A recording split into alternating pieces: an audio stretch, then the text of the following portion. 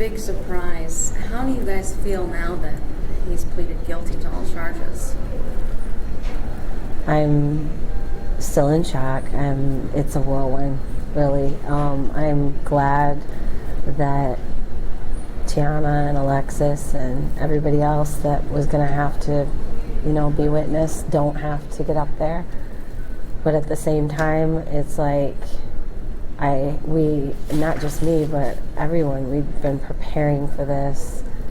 There's things that we don't know that we were hoping to learn and that sort of thing. So it's just a lot of mixed emotion. It's not just all, yay, I'm so happy. I mean, because in the end, it doesn't bring them back. And the fact that he was smirking makes you wonder if it was all self-serving. I mean, he knows that he's going away forever. So, I don't know. I'm obviously not thinking clearly because I'm just like rambling, but it's a lot of emotion. What was it like seeing his demeanor, looking like he was smirking? Well, we didn't see it in the courtroom because he was faced away from us, but we just actually learned that like 2 minutes ago, which stinks because,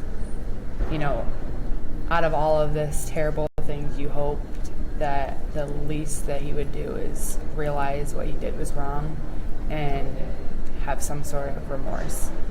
Because, in the end, just like she said, they're never coming back. And no matter what, they're never coming back. And it's like, yes, he's never going to be able to hurt anyone ever again. And that, gives me a relief. But it's just like at the same token, it's like, I don't know what him feeling remorse would do. But it's just like, if he would just, I don't know. Do you feel a sense of justice for Rich and Tyler today? No. Yes, in the fact that, it's done and, right. I don't know that it will ever be justice, not only for Rich and Tyler, but all the victims.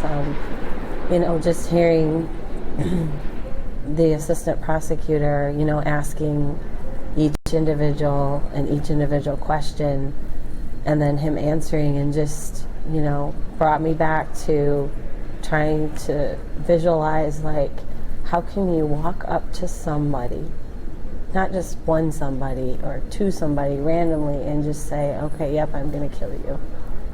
Like, I don't know that there's any justice for that. And them being so unsuspecting that they didn't even know. And, Tiana with the kids and poor Abby and all the victims at the Cracker Barrel, like, he purposely did all of that. That means everybody that rode with him in between all of this nonsense was just sheer luck. I really want to know why. I really want him to tell me why. Why did he do it? And we're never going to know. And we probably wouldn't have, even if there would have been a trial, but it's just, justice in the name of the justice system. Yes, justice has been served because he's going to go away for life. But only God can give true justice, and I know that he will. And other than that, it's going to be, this part is over. We don't have to worry about a trial anymore. We don't have to, all the emotions and all that from that day that we found out. We're just rushing back, and the fog is there, and it's a shock. So.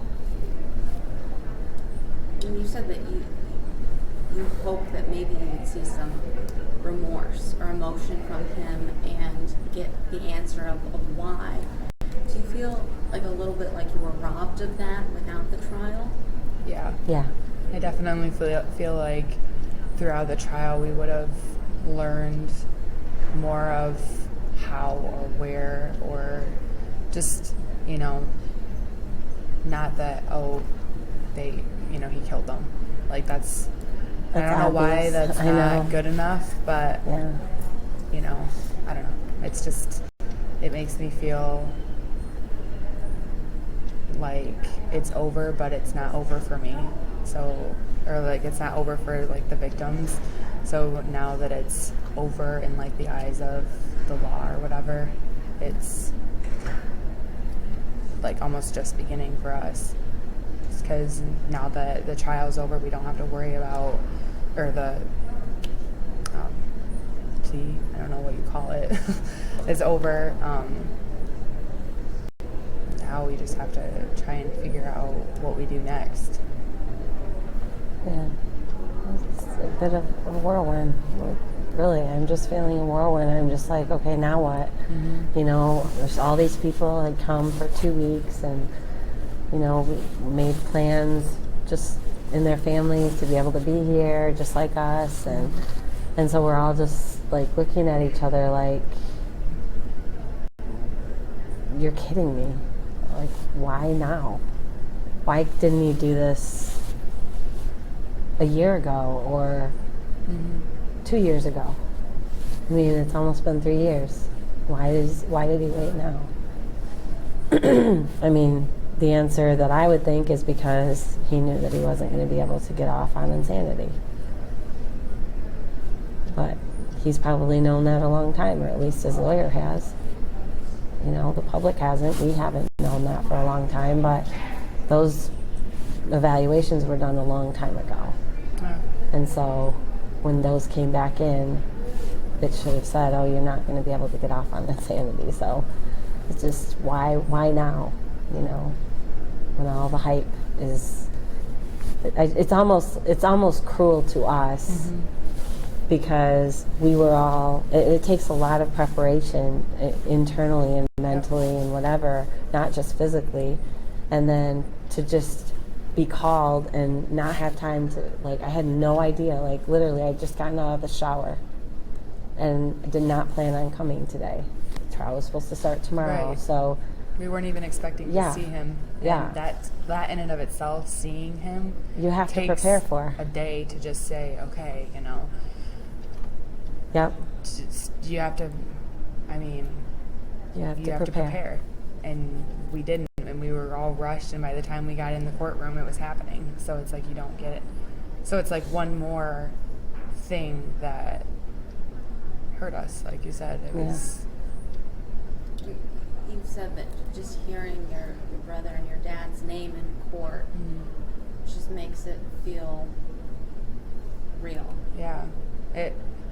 I didn't think that hearing their names would bother me like it did, but I mean, I guess in my own way, I've kind of pretended like they're just not here right now, and like hearing their name associated with being murdered is just really overwhelming, because in my own brain, I just, as crazy as it sounds, I just think that they're on vacation somewhere, or, you know, just not here.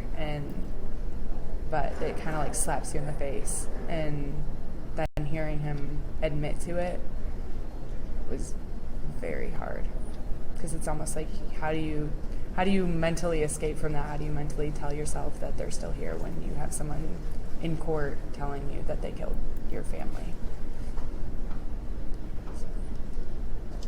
And the next step is victim impact statements.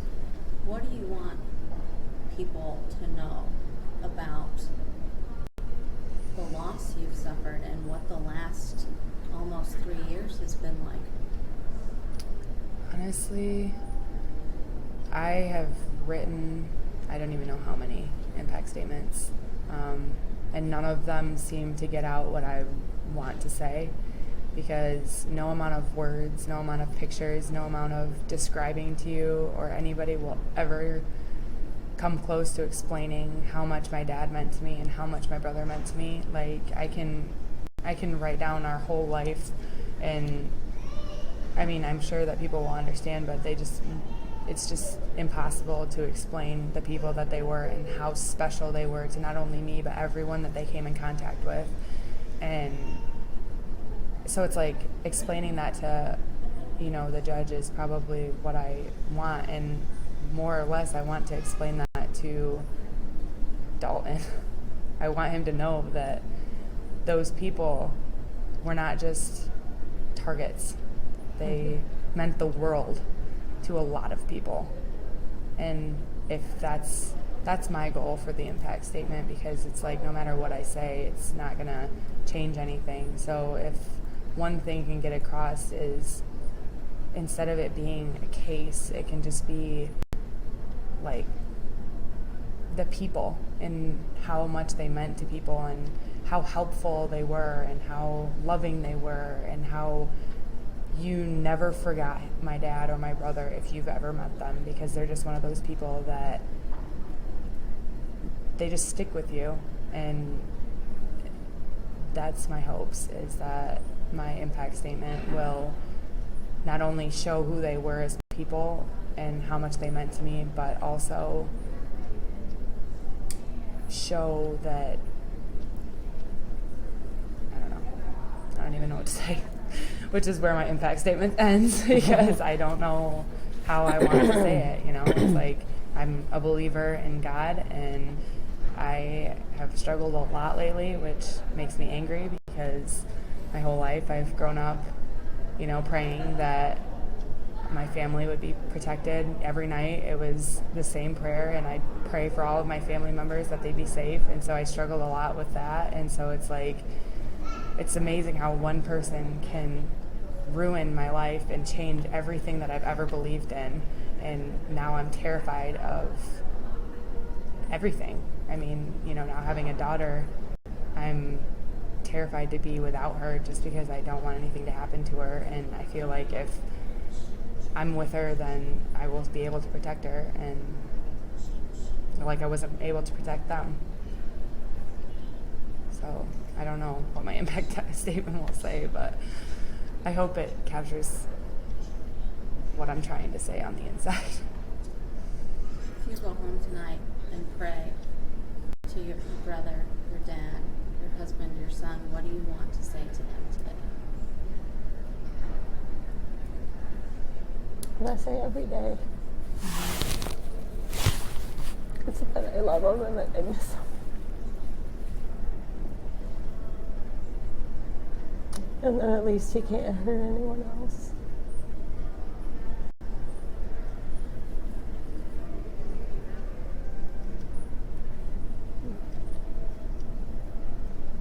I hope that they feel like, I don't know how they feel. But like she said, I pray every night that they know that I love them and that I miss them. And that every day is literally heartbreaking. It's really hard to move forward in life, and this is just such a shock, and just like that first day was such a shock, and you don't even know how to go on.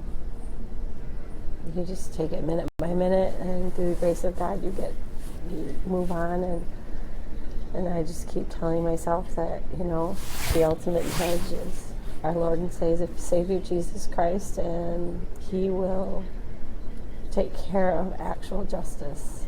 Yeah. If in fact there is no remorse, which is what it seemed like today.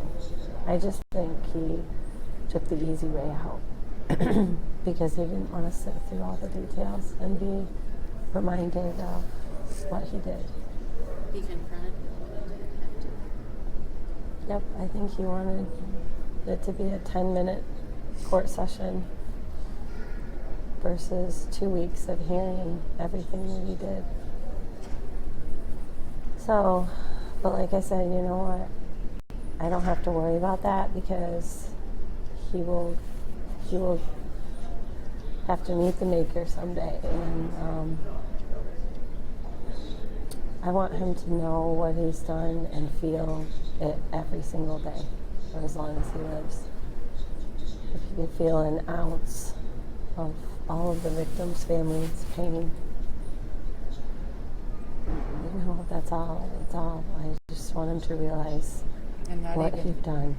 not even physical pain. It's not even the physical pain. It's the emotional pain. Yeah, Like, it's the emotional pain. I mean, it's so he hard. has kids of himself. Yeah. What would happen if they were gone? What would happen if they were gone? And that's why I don't get how or why he could ever do something like this, being a family man of himself. Like, wouldn't he think of his son when he's sitting there shooting mine? I don't know. I'm Julie Williams. Thank you for watching. If you liked this video, we've got a lot more for you, so just take a second and subscribe to our channel.